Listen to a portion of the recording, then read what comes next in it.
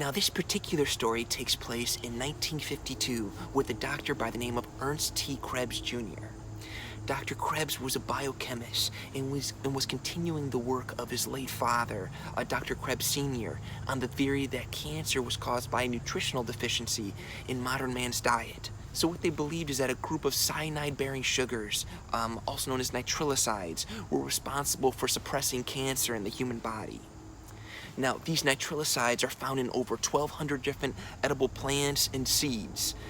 Sadly, most of them, of course, are not in modern man's diet any longer. One of the most potent sources being raw bitter apricot seeds. The most notable of the nitrilicides is a compound known as amygdalin. Now, Dr. Krebs would go on to call it vitamin B17, and he would create a concentrated form known as Laetrile. Now, Laetrile became very, very popular in the 70s. So much so that the whole medical industry was actually forced to take a look at it. In 1977, Newsweek stated that over 70,000 Americans went over the border of Mexico seeking out Laetrile and the Laetrile clinics that they had down there. And also, over 19 states enacted legislation to legalize Laetrile.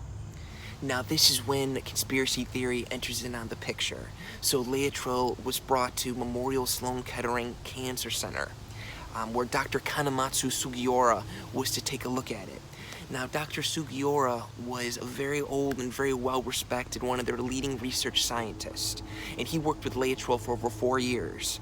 Now, in those 4 years, in every single experiment with Laetrile, he had positive results treating tumor-ridden mice.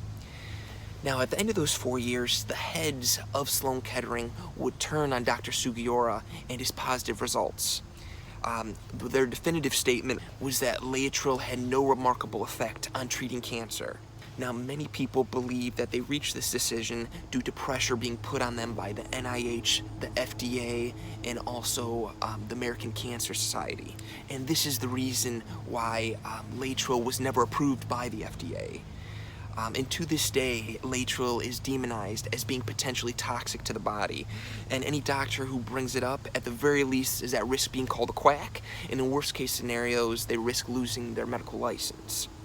Now, if you guys found any of this interesting, I invite you guys to watch the documentary Second Opinion, Laetrile at Sloan Kettering. But of course, guys, this is just conspiracy theory. Love you guys.